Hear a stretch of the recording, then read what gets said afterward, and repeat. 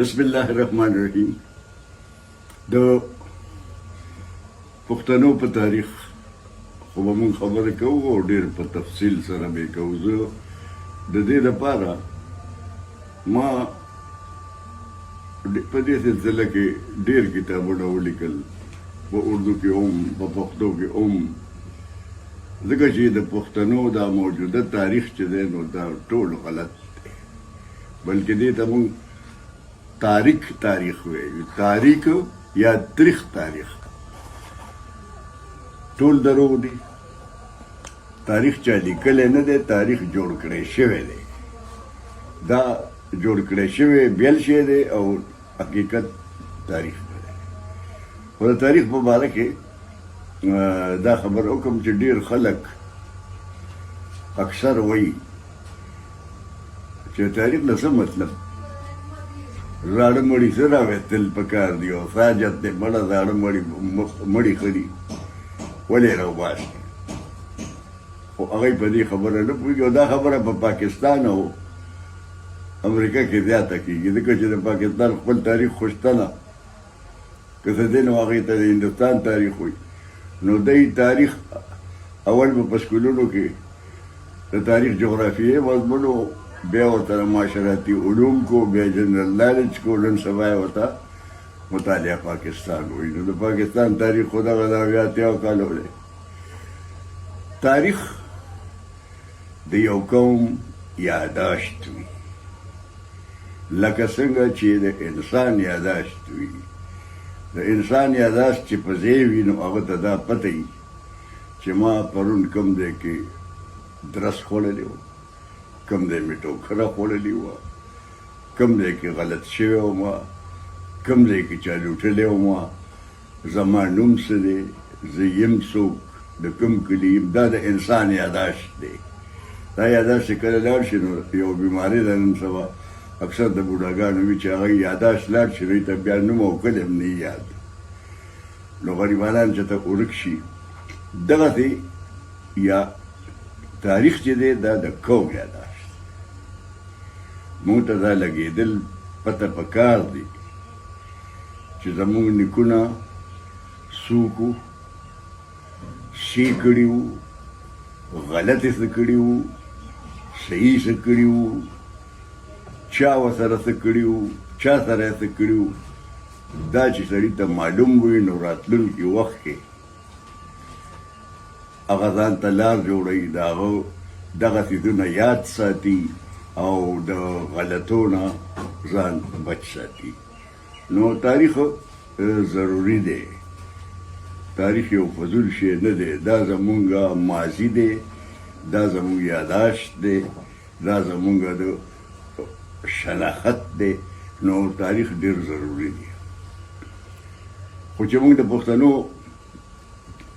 تاریخ ته خیال وکړو نو ډېر مایوس شو، ځکه چې کوم تاریخ موجوده وخت کې زمونږ په لاس کې دی یا چا لیکلی نو دې کې خپلو ډېر کم لیکلی دی، پردو لیکلی دی، دشمنانو لیکلی دی، بدخواهانو لیکلی دی. هغوی کوشش دا کړی دی چې د پښتنو په باره کې چېرته ښه خبره ونه کړي. رنګارنګ الزامونه پرې لګوي، څوک وایي دا کپتیان دي، څوک وایي دا کافرانو، څوک وایي دا دو، څوک دو، ان تر دې چې خلک دا هم وایي چې په مکه باندې ډزې کړي وي. دا ټول د دشمنانو خواره کړي دروغ دي.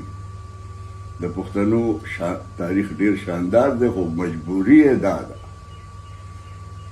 چې جد په جد دی خاله بدوش راغلی دي، کوچیان راغلی دي، ځکه چې د دی ځمکه دا چې کومه جغرافیه ده او په کومه کې اوسېږي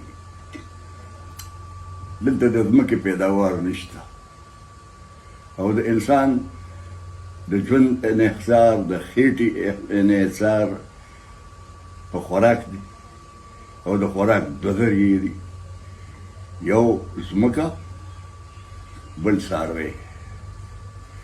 نو ځمکه خو ونه د نیمې نه زیاته بلکې د 80% خو غرونو لاندې ده، په هغې کې څه نه کېږي. بیا چې ورپسې کومه ده نو زیاته کاڼیزه بنجره یا ریګستانه ده، نو د ځمکې پیداوار خو د پښتنو نو مجبوري وه چې دوی به څاروي ساتل، شپانو، او د څاروي دپاره لازمي ده چې سړی په یو ځای ټیکه ونه شي. څاروي واده سړی خو یو ځای کې نه شي اوسېدی، ځکه چې د نن موسم بدل شي یا دلته خوراک خلاص شي، دلته واښه ختم شي، نو بیا هغه بل ځای ته ځي. نو دی همیشه په گردش کې کډه په سر، نن ډلې سبا د خدای په ولې. نو تعلیم یا لیک لوست خو په یو ځای ټیکاوېدو کې پیدا کېږي چې یو سړی په یو ځای اوسېږي، نو هلته کلی جوړ شي او کلی کې تمدن جوړ شي، تمدن کې بیا لیک لوست هم دغه شي. روانه کې خو لیک لوست نه زده کېږي. نو د دوی دغه مجبوري وه چې دې غریبانانو په خپله خو لیک لوست ونه، په مقابل کې د دوی چې کوم دشمنانو، وروسته به زه ذکر کوم چې هغه څوک وو. هغه دشمنان چې دي نو هغوی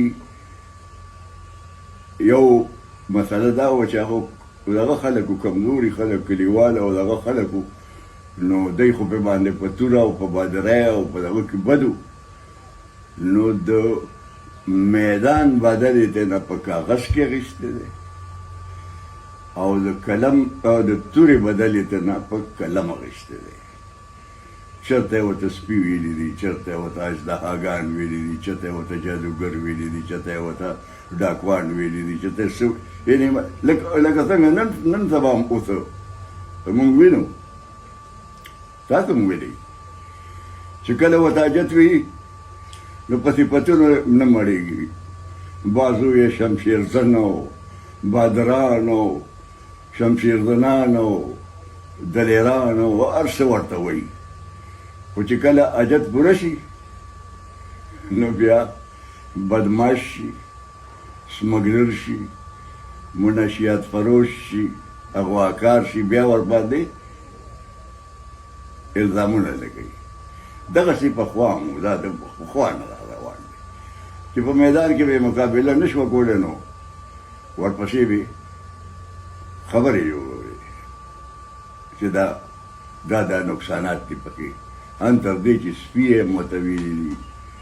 نو دا تاریخ چې کوم دی اوس زموږ په لاس کې دی، چې څه لیکلی فارسیوانو دی، او فارسیوانو د پښتنو په باره کې ښه خبره کول دا خو د هغوی عادت نه و، نه ضرورت و، د دشمنۍ تقاضا وه چې څومره عیبونه په پښتنو کې اچولی شي چې هغه واچوي.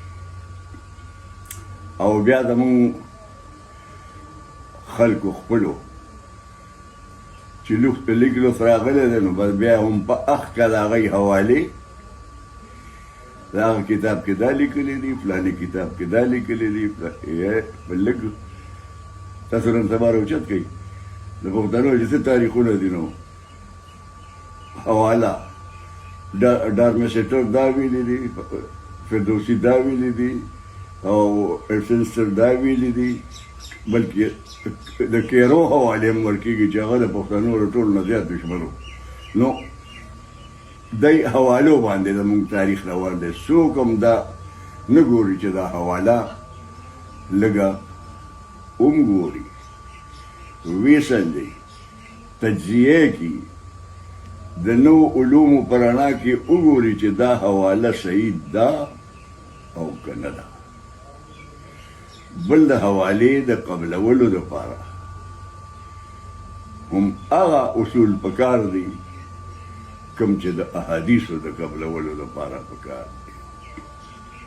د احادیثو چې دا څو علما تیر شوي دي، محدثین ډېرې خوارۍ کړي دي، ډېر دونه منډې کړي دي، ډېر چولی دی.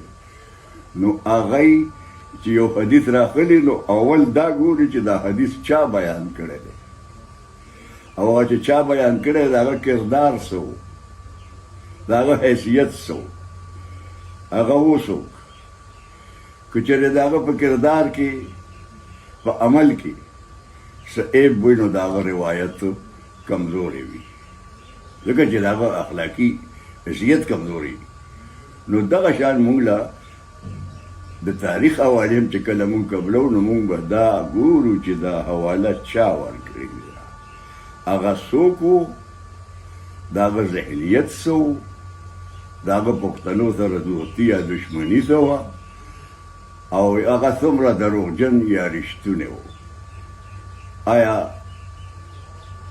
د کرایې لیکونکی و که خپل لیک خرڅوونکی سړی و یعنې دا ټول به مونږ ګورو نو اله به حواله قبلو خو دلته دا نشته به د حوالو یو لوی څومار جمع کوي او هغه راوړاندې کړی شي چې دا هغه دی نو د تاریخ بلکې